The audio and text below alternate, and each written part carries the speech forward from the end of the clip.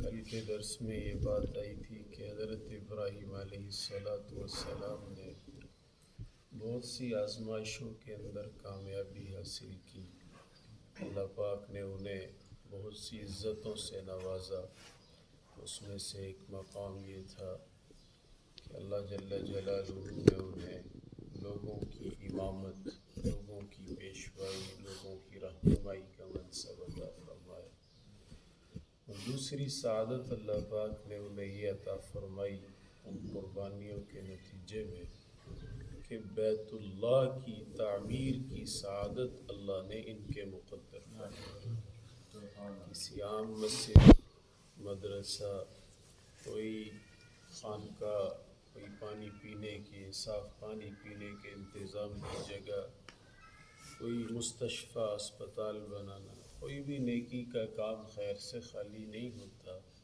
بہت بڑی سعادت ہوتی ہے اس شخص کے لیے، لیکن جس شخص کو اللہ پاک بیت اللہ، جس میں ایک نماز کا اجر 1,00,000 نمازوں کے برابر ہے، اس کی تعمیر کی سعادت دیتے کتنے بڑے مقام کی بات ہے۔ تو حضرت ابراہیم علیہ السلام کے ایک بیٹے حضرت اسماعیل تھے، ایک حضرت اسحاق تھے۔ قسمت دیکھیے، حضرت اسماعیل بیت اللہ کے امام بنے اور حضرت اسحاق بیت المقدس مسجد اقصیٰ کے امام بنے۔ دو بیٹے اللہ نے بڑھاپے میں عطا فرمائے اور دونوں کو اللہ نے اپنے دو بڑے گھروں کی امامت عطا فرمائی۔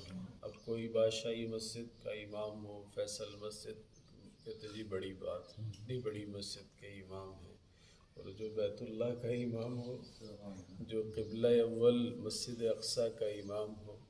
لیکن بھائیو، یہ امامتیں کوئی پلیٹ میں رکھ کے نہیں ملی تھی، بڑی قربانیوں کے نتیجے میں ملی تھی، بڑی قربانیوں کے نتیجے میں ملی تھی۔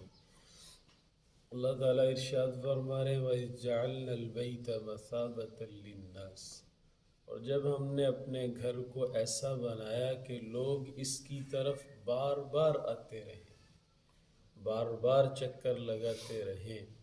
بیت اللہ کو اللہ جل جلالہ نے ایسا بنایا ہے کہ کسی بھی مسلمان کا جی ایک مرتبہ وہاں کا سفر کر کے نہیں بھرتا، وہ بار بار وہاں جانا چاہتا ہے۔ مثابۃ للناس، لوگوں کے بار بار آنے کی جگہ، بڑی سے بڑی سیرگاہ ہو، بڑا اچھا مقام ہو، 2-3 بار کے بعد بندہ تھک جاتا ہے۔ اس نے کبھی مری نہ دیکھا ہو نا، پہلی مرتبہ مری جا رہے ہیں، مری جا رہے ہیں، مری، اور دوسری کی مرتبہ کم ہو جاتا ہے، اور تیسری مرتبہ اور کم ہو جاتا ہے، اور چوتھی کی بار کوئی کہے نا یار مری چلے، ہو کہنا چھٹ یار تیری دفعہ گئی، اب کسی اور جگہ جاتے ہیں۔ لیکن بیت اللہ کا سفر کسی کو ہر ہفتے بھی میسر آ جائے نا، وہ اس کو اپنی بہت بڑی خوش قسمتی سمجھتا ہے۔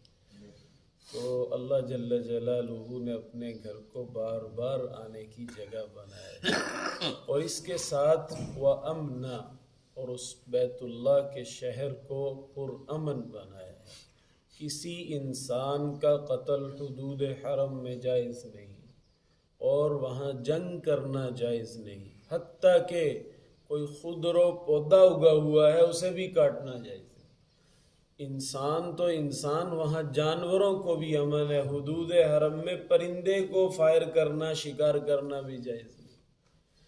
کسی جنگلی جانور، ہرن وغیرہ کے شکار کی بھی اجازت نہیں تھی، اس لیے کہ اس کو اللہ نے امن کا گھر بنایا۔ اللہ پاک نے اس حدود حرم میں انسانوں کو، چرند پرند حیوانات کو، حتیٰ کہ نباتات کو بھی امن دیا ہے۔ حرم کے خضر و گھاس کو بھی کوئی کاٹ نہیں سکتا تھا، اتنی پرامن جگہ بنائی۔ کسی شہر کے اندر ترقی کے سارے اسباب ہوں، پارکیں ہوں، بلڈنگیں ہوں، روڈ بنے ہوئے ہوں، مارکیٹیں ہوں، پلازے ہوں، اچھی اچھی سوسائٹیاں ہوں، لیکن امن نہ ہو، سب کس کام کا؟ کروڑوں کمانے والے کو بھی یہ نہیں پتا کہ میں یہاں سے گھر لے کے جاؤں گا یا راستے میں کسی کو دے کر جاؤں گا، اگر بدامنی ہو۔ اللہ پاک نے اسے کیسا بنایا؟ امن والی جگہ بنایا۔ امن شہر کی ساری ترقیات کی چیزوں میں سے سب سے بڑی چیز ہوتی ہے۔ شہر کے اندر کچھ بھی نہ ہو نا، امن ہو، یہ بہت بڑی کوالٹی ہے اس شہر کی، یہ بہت بڑی خوبی ہوتی ہے اس شہر کی۔ تو اللہ پاک فرما رہے ہیں ہم نے بیت اللہ کو لوگوں کے بار بار آنے کی جگہ بنایا اور پرامن مقام بنایا، اس لیے کہ ابراہیم علیہ السلام نے دعا مانگی تھی۔ 13ویں سپارے کے اندر ہے سورہ ابراہیم، اس کے اندر الفاظ آتے ہیں فَجْعَلْ أَفْئِدَةً مِّنَ النَّاسِ تَهْوِي إِلَيْهِمْ، اے اللہ بیت اللہ کو ایسا بنا دے کہ لوگوں کے دل اس کی طرف کھنچیں۔ وہ دعا اللہ پاک نے قبول فرما لی ان کی۔ اب اس وقت دنیا کے جس کنارے کا جو مسلمان ہوگا اس کا دل حرمین کی طرف جانے کو کھنچتا ہے۔ اور ہمارے استاد صاحب رحمۃ اللہ علیہ فوت ہو گئے، وہ ایک مرتبہ فرما رہے تھے، کہتے جو نہیں گیا ہوتا وہ ترستا ہے، اور جو ایک دو بار ہو آتا ہے وہ تڑپنے لگ جاتا ہے۔ وہ کہتا ہے کب دوبارہ یہ سفر مقدر ہو، نصیب ہو۔ تو اللہ پاک نے ایسا شہر بنایا، اور اس شہر کے اندر ابراہیم علیہ السلام کی دعا تھی وَارْزُقْهُم مِّنَ الثَّمَرَاتِ، اے اللہ ہر قسم کے پھل نصیب فرمانا۔ جس وقت وہ دعا مانگ رہے تھے وہاں نہ کوئی باغ تھا اور نہ کوئی پانی کا بہت انتظام تھا زمزم کے علاوہ، نہ کوئی کھیتی باڑی کی شکلیں تھیں، نہ وہاں کسی پھل کی کاشت تھی، لیکن کہتے ہیں نا دعا اسباب کو دیکھ کے نہیں مانگنی چاہیے، اللہ پاک کی قدرتوں کو دیکھ کے مانگنی چاہیے۔ انہیں پتہ تھا اللہ کتنے قادر ہیں، وہ ان سارے اسباب کے نہ ہونے کے باوجود بھی یہ نعمت عطا فرما سکتے ہیں، اس لیے دعا مانگی کہ اللہ ہر قسم کے پھل نصیب فرمانا۔ اللہ پاک نے ایسی اس دعا کو 4 چاند لگائے، قبولیت کی چادر پہنائی۔ ہر موسم میں ہر پھل ملتا ہے، ہر موسم میں ہر پھل ملتا ہے۔ جہاں سے وہ پھل آتا ہے اس ملک والوں کو موسم میں ملتا ہے، موسم کے بغیر نہیں ملتا، اور وہاں والوں کو جہاں اگتا بھی نہیں ہے ہر موسم میں ملتا ہے، موسم میں بھی بے موسم بھی، حتیٰ کہ اللہ پاک سب کو زیارتیں نصیب فرمائے۔ بعض پھل ایسے جو ہم نے دیکھے بھی وہاں، سنے بھی وہاں۔ اپنے پاکستان پھلوں کی جنت ہے، یہاں کتنے پھل ہیں، اس کے باوجود بعض پھل ایسے تھے کہ جو ہم نے اس دن سے پہلے کبھی سنے بھی نہیں تھے، دیکھے بھی نہیں تھے۔ مکہ مکرمہ میں ایک پھل پڑا ہوا تھا، میں نے دکاندار سے پوچھا یہ کیا ہے، کہتا ہے یہ آوا کاڈو ہے۔ میں نے تو اس سے پہلے اس کا نام بھی نہیں سنا تھا، میں نے کہا یہ کہاں کا ہے، کہتا ہے یہ افریقہ کا پھل ہے۔ اللہ پاک نے پوری دنیا کے پھلوں کی مارکیٹ وہاں پہنچا دی اور ہر موسم کے اندر نصیب فرمایا۔ یہ دعا کی قبولیت ہے، دعا کی قبولیت ہے۔ ابراہیم علیہ السلام نے مانگا تھا وَارْزُقْهُم مِّنَ الثَّمَرَاتِ، اللہ ان کو ہر قسم کے پھل نصیب فرمانا، لَعَلَّهُمْ يَشْكُرُونَ، تاکہ یہ لوگ آپ کے شکر گزار بنیں۔ اس کا اللہ پاک نے یادگار ایسے باقی رکھی، جس پتھر کو لے کے اونچے ہو کے بیت اللہ کی تعمیر کرتے تھے نا، اس پتھر کا نام ہے مقام ابراہیم۔ وہ پتھر آج بھی محفوظ ہے۔ آپ نے وہ سونے کی جالیوں والی ایک گول وہ کنوپی سی دیکھی ہوگی، وہاں اسی کو مقام ابراہیم کہتے ہیں۔ اللہ پاک نے قرآن پاک میں حکم دیا ہے وَاتَّخِذُوا مِن مَّقَامِ إِبْرَاهِيمَ مُصَلًّى، مقام ابراہیم کو اپنے نماز پڑھنے کی جگہ بناؤ۔ جو بندہ طواف سے فارغ ہوتا ہے سب سے پہلے کسے ڈھونڈتا ہے؟ مقام ابراہیم کو، اس لیے کہ اس نے مقام ابراہیم کی سیدھ میں بیت اللہ کی طرف نوافل ادا کرنے ہوتے ہیں۔ یہ اللہ پاک نے یادگار باقی رکھی حضرت ابراہیم علیہ السلام کے تعمیر بیت اللہ کی سعادت کی۔ جب گھر بن گیا تو ایک عہد لیا حضرت ابراہیم اور حضرت اسماعیل علیہ السلام سے، وہ کیا؟ وَعَهِدْنَا إِلَىٰ إِبْرَاهِيمَ وَإِسْمَاعِيلَ، وعہد کیا لیا؟ أَن طَهِّرَ بَيْتِيَ، کہ آپ دونوں نے صرف گھر بنانے کی حد تک نہیں، میرے گھر کو پاک صاف رکھنا ہے، صفائی ستھرائی نظافت کا پورا خیال رکھنا ہے۔ اس سے اکثر اپنے احباب سے کہا کرتا ہوں کہ اس دور میں مالی تعاون کی کمی نہیں، مساجد مدارس کے ساتھ مالی تعاون کی کمی نہیں۔ پاکستان کے مساجد مدارس کا بجٹ اربوں خربوں روپے میں ہے، حکومت تو 1 روپیہ بھی نہیں دے رہی، سب کون اٹھا رہے ہیں؟ عوام الناس۔ مالی تعاون کی کمی نہیں، جسمانی تعاون کی کمی رہتی ہے۔ مسجد نبوی مستریوں نے نہیں بنائی تھی، حضور اور صحابہ نے مل کے بنائی تھی۔ مسجد نبوی حضور صلی اللہ علیہ وسلم خود پتھر اٹھا اٹھا کے لا رہے تھے۔ ایک صحابی نے رضی اللہ تعالیٰ عنہ حضور کو پتھر اٹھا کے جاتے دیکھا تو حضرت ابو ہریرہ تھے، وہ کہنے لگے اللہ کے نبی جی یہ پتھر مجھے دے دیں۔ آپ نے فرمایا خود غیرہا یا ابا ہریرہ اللہم اغفر الانصار والمہاجر۔ ابو ہریرہ یہ نہیں کوئی اور اٹھا لو، یہ پتھر مجھ سے نہیں لینا، یہ میں ہی لے کے جاؤں گا، تم کوئی اور اٹھا لو۔ پھر دعا دی، اے اللہ انصار کی بھی مغفرت فرما، مہاجرین صحابہ کی بھی مغفرت فرما۔ خود تعمیر میں شریک ہوئے، صحابہ شریک ہوئے۔ آپ خود بتائیں کیسا والہانہ انداز ہوگا جب سارے امیر بھی غریب بھی، سارے رنگ کے گورے بھی کالے بھی، انصار بھی مہاجرین بھی، دیہات کے شہر والے سب بغیر تقسیم و تفریق کے مسجد نبوی کی تعمیر کے اندر لگے ہوئے، مسجد نبوی کی تعمیر میں لگے ہوئے۔ ابراہیم علیہ السلام کتنے بڑے نبی ہیں، خلیل اللہ ہیں، لیکن مستریوں کی طرح بیت اللہ تعمیر کی ہے۔ یہ نہیں کہ میری تو حیثیت بہت زیادہ ہے، میں مال دے کے ایک طرف ہو جاتا ہوں۔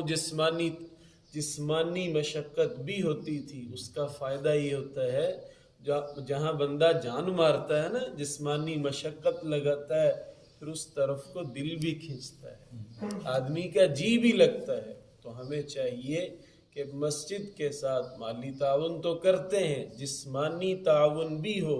ایک آدمی نے مسجد کی دیوار پہ کھنگار ڈال دیا حضور کے زمانے میں، آپ نے اتنی ناگواری کا اظہار فرمایا کہ یہ قبیح عمل کیا۔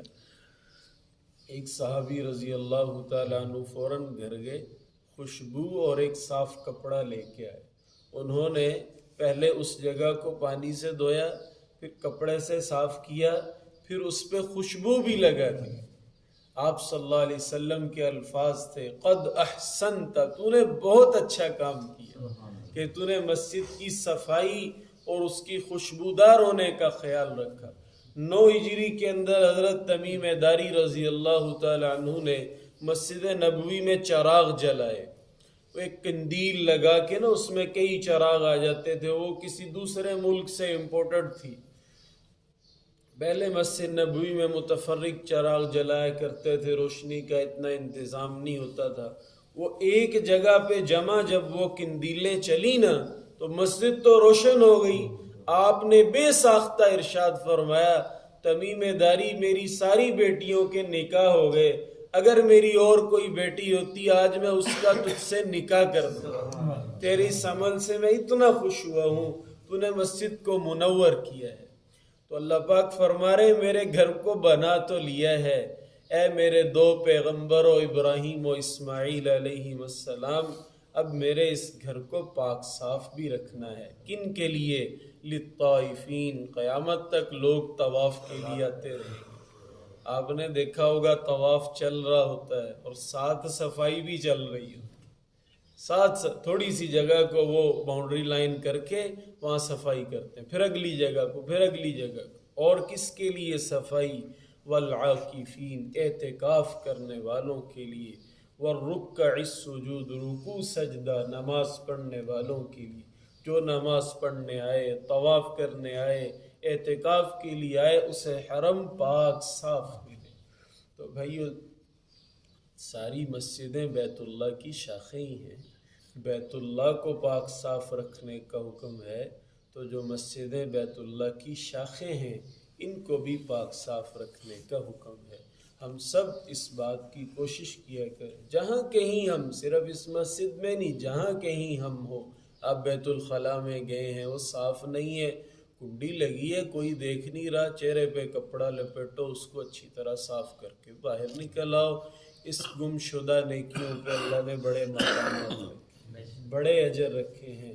ہم نے اپنے بڑے بڑے اکابر کو دیکھا ہے، رات کی تاریکیوں کے اندر، تہجد کے اوقات کے اندر، خاموشی سے، خفیہ طریقے سے مسجدوں کے، مدارس کے بیت الخلاء صاف کر رہے ہیں، اور انہی لوگوں کو اللہ نے بڑی بڑی ہستیاں بنائے، بڑے بڑے مقامات عطا فرمائے۔ تو اللہ رب العزت کے گھروں کو پاک صاف رکھنے کی، آباد کرنے کی محنت اور کوشش میں لگے رہنا چاہیے۔ ہم اللہ کے گھروں کو آباد کریں گے، اللہ ہماری زندگیوں کو آباد فرمائے۔ اللهم انت السلام ومنك السلام، تبارك ربنا وتعاليت يا ذا الجلال والإكرام. اللهم ارزقنا طيبا واستعملنا صالحا، اللهم حببنا في صلاة الجماعة، اللهم ارزقنا القناعة، واحشرنا يا ربنا مع النبي المصطفى صاحب الشفاعة، يا أول الأولين ويا آخر الآخرين، يا ذا القوة المتين، يا راحم الضعفاء والمساكين، يا أرحم الراحمين، يا ذا الجلال والإكرام، يا حي يا قيوم. اللهم اغفر لنا ولوالدينا ولمشايخنا ولأساتذتنا ولأهل حينا ولأحبابنا ولجميع المسلمين والمسلمات